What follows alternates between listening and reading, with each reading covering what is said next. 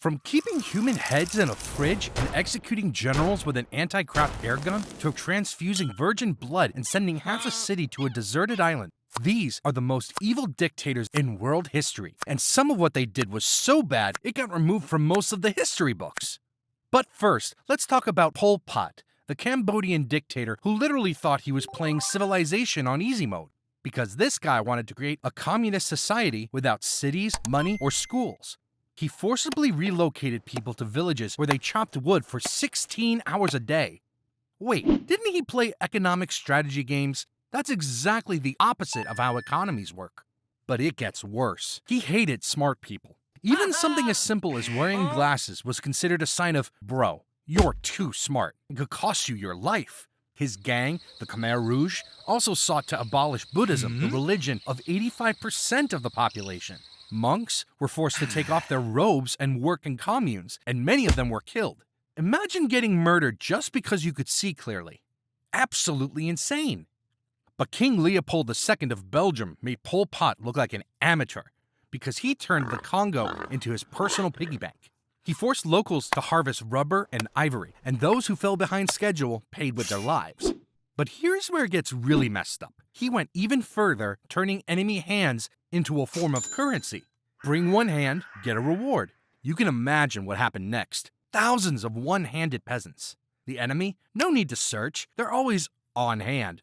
Yikes, what a horrible pun. But seriously, this guy turned human body parts into Bitcoin before Bitcoin existed. Now, if these dictators treated people they considered savages so brutally, Joseph Stalin didn't spare even his own son. When the Germans offered to exchange his son, a sergeant, for a German marshal, Stalin didn't hesitate and said, "I don't exchange sergeants for marshals." So his son died in captivity, ice cold. Needless to say, Stalin was even harsher with generals who disappointed him. He executed them and forced their families to work in the mines. But ordinary people suffered the most. In the early 1930s, Stalin seized land from peasants and sold all the harvest. He introduced the law of 3 ears of grain. If you were caught taking more than 3 ears of grain, you could spend the rest of your life in prison. 3 ears of grain. And here's the crazy part. When Stalin was dying, his personal doctor didn't show up. Why? Because the secret police were busy interrogating him for recommending that the dictator spend more time in bed for his health. Ironic, isn't it? The man who could have saved him was too busy being tortured for trying to keep him alive. And we're only at number 10. It gets way darker from here. Because Augusto Pinochet took things to new heights, literally. This guy didn't just execute political prisoners. He threw them out of helicopters into the ocean. He called these death flights, and bodies would wash up on beaches for weeks. But Pinochet wasn't satisfied with just helicopters. He ran death caravans that traveled to remote villages, executing people and dumping bodies in mass graves. His secret police, the DINA, made over 3,000 people simply disappear. No trial, no trace, just gone. And here's the kicker. He tortured over 40,000 people in detention centers using methods so brutal that survivors still can't talk about them decades later. But unlike most dictators, Pinochet actually stepped down peacefully and lived comfortably until he died at 91. Some people really do get away with murder. The culture of snitching, however, was perfected by Saddam Hussein, who gave medals and ranks to informers. He even gave a medal to a man who killed his own son when the boy refused to go to war. What kind of father does that? Oh wait, the kind who's paranoid and extremely vengeful. Saddam would film himself personally sentencing conspirators to death and then show it in cinemas. So the phrase, "Have you watched the Avengers yet?" would take on a whole new meaning. Then Saddam thought, why hunt rebels one by one when you can just poison entire regions with nerve gas? And since the gas is heavy and stays close to the ground, many children died. Thanks for nothing, Saddam. Now, here's the kicker. Saddam Hussein had a son, and that boy was so evil that Saddam disinherited him. Let me be clear, he was too cruel even for Saddam Hussein. For example, he once tortured the entire national football team for losing a match. For situations like that, he even had a real Iron Maiden in the office of the Iraqi Olympic Committee. Still have questions? He also had a habit of driving around the city looking for weddings and taking brides for himself for fun. Imagine getting married and the dictator's son just shows up like, "She's mine now." Absolutely horrifying. And later, I'll tell you about the dictator whose son was too evil even for him. Yeah, that's possible. Vlad the Impaler, the real-life Dracula, took things to a medieval level. He impaled tens of thousands of enemies on wooden stakes and left their bodies rotting in forests to decorate his kingdom. Once, he allegedly dined among impaled victims, dipping his bread in their blood. Maybe he imagined himself as Genghis Khan or something. But, of course, he was far from the real deal, because Genghis Khan was on another level. The Mongol leader raped so many women that genetic testing suggests 1 in 200 people alive today may be his descendants. Let that sink in. By the way, he was definitely vengeful. One day, Genghis Khan sent a trade caravan to a city. The governor seized it and killed the traders. In response, Genghis Khan invaded the empire with 200,000 men and killed the governor by pouring molten silver into his eyes and mouth. He just really loved metaphors. Oh, you're greedy and obsessed with silver? Well, here's a taste. Just think about it. Genghis Khan conquered so many countries and slaughtered so many people that it actually lowered the world's carbon dioxide levels. At least one dictator actually cared about the environment, Mother Nature's favorite mass murderer. But at least Genghis Khan won his wars. Yahya Khan of Pakistan somehow managed to commit one of the worst genocides in history and still lose. In just 9 months during 1971, he orchestrated the Bangladesh genocide that killed 3 million people. But here's what makes him especially evil. He weaponized rape. His military systematically raped over 200,000 women as a deliberate war tactic to terrorize the population and improve the genes of Bangladeshis. They even set up rape camps. And after all that brutality, after all those lives destroyed, Yahya Khan still lost the war. Bangladesh became independent anyway, and he was forced to resign in disgrace.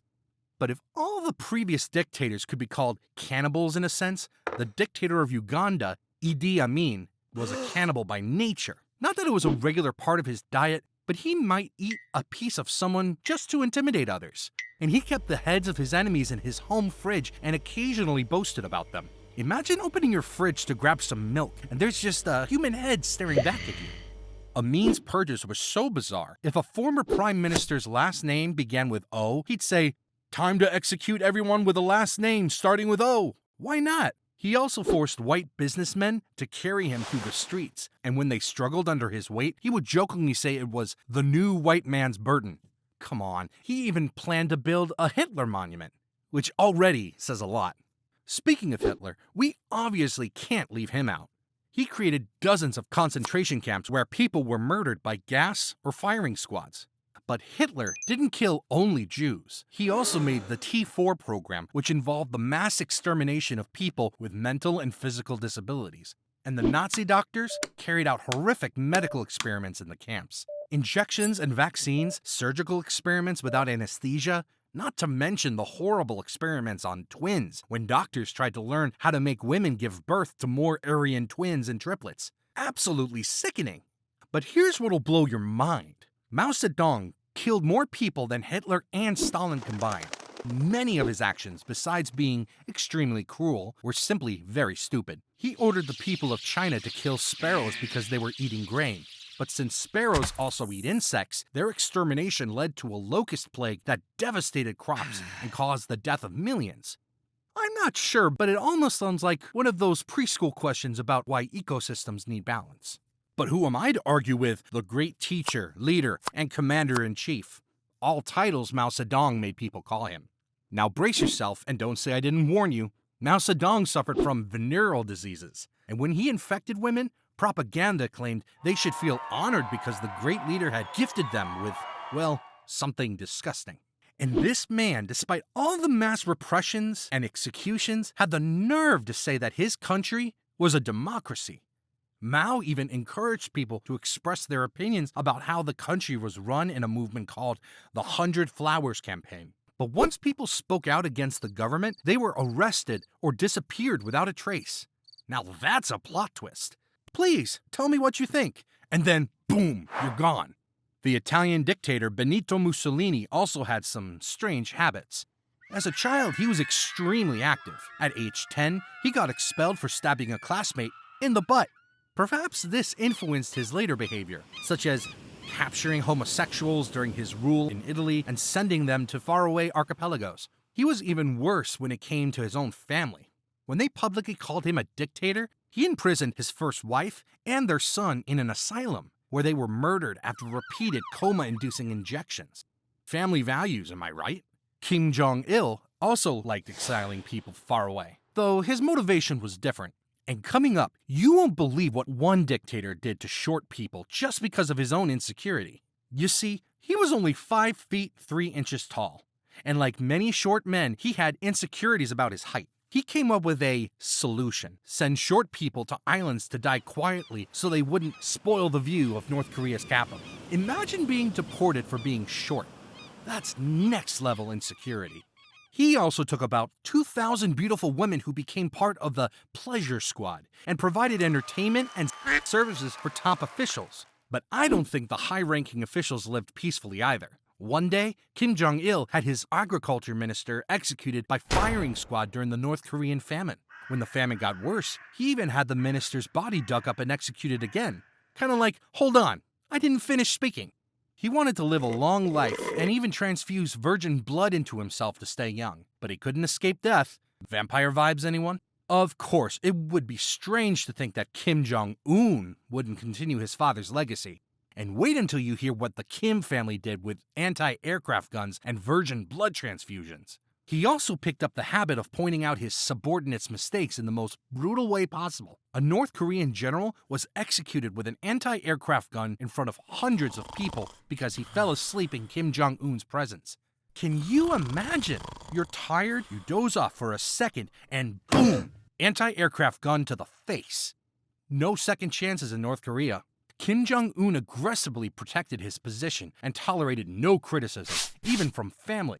His brother, Kim Jong-nam, spoke against him and was killed with nerve gas smuggled by women at an airport. Moreover, ordinary North Koreans don't even know what's happening in the world since the internet is banned for them. Meanwhile, state hackers under Kim are busy hacking banks and other institutions, and even making realistic deepfakes to pretend to be Americans and get jobs in foreign companies. Wild times. In terms of defending the throne from rivals, Kim could only be compared to Cleopatra. Egyptian pharaohs often ruled jointly with brothers or relatives, but Cleopatra wasn't interested in sharing power. She ordered the killings of her brothers and rivals. To avoid suspicion, she could even lure her victims into temples, sacred places for Egyptians, though that might not mean much to us. Her main weakness, however, was vanity. Cleopatra tested various deadly poisons on condemned people to determine the most and least painful ways to die. You know, just casual Tuesday activities for a queen. But if Cleopatra used poison as her weapon of choice, Louis XI of France, known as the Universal Spider, took torture to an art form. He used poison, torture, and iron cages called filets, where victims couldn't stand or lie down. He enjoyed listening to their screams and was so paranoid he wore amulets made of holy relics to protect himself from curses. This guy was basically the medieval version of a horror movie villain. But when it came to religiously motivated torture, he was far outdone by Isabella I of Spain. She received the Pope's approval to start an inquisition under her and King Ferdinand's direct control. People were given an ultimatum: convert to Christianity or leave the Spanish kingdoms, abandoning most of their property. Around 200,000 people were forced to abandon their homes, lands, and possessions, and many died along the way. Why not just pretend to convert? Well, Isabella wasn't stupid. If the Inquisition noticed someone cheating, that person could be publicly burned in the town square. You know, Jesus didn't like being deceived, and neither did Isabella.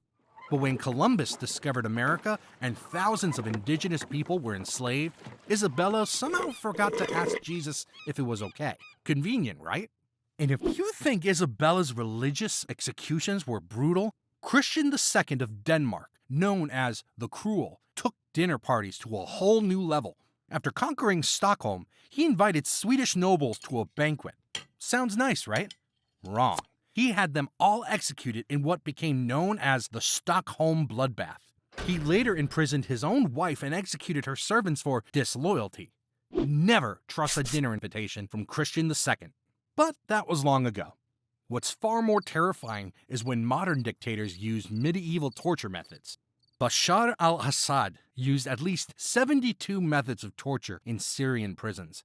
And of course, he also used chemical weapons against his own people. Assad even sponsored terrorist groups.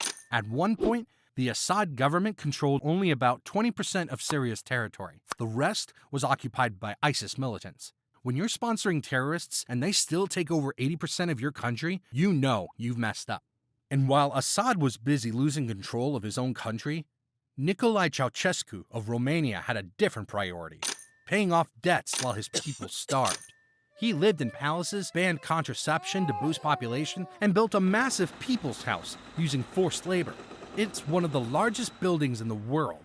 Nothing says, I care about my people, like forcing them to build you a palace while they starve. Speaking of leaders who pretend to care, Fidel Castro promised freedom and delivered dictatorship. He executed opponents publicly, jailed thousands for dissent, and turned Cuba into an island prison where people were shot trying to escape. The American dream, more like the Cuban nightmare. And finally, we circle back to where it all began in terms of pure rage and paranoia. Ivan the Terrible, Russia's first Tsar. He created the Oprichnina, a secret police that hunted, tortured, and executed thousands for treason. In one fit of fury, he beat his own son to death with a staff, then cried over his body, realizing too late that he'd destroyed his only heir. He also ordered entire cities burned to the ground, leaving rivers filled with corpses and smoke rising for weeks. Ivan didn't just rule by fear, he lived in it, convinced that even shadows conspired against him. But if you think these dictators were pure evil, think again.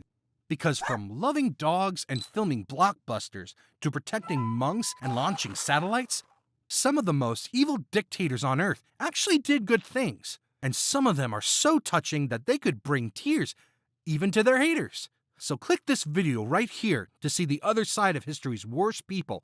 Because this one's over. And trust me, it only gets crazier.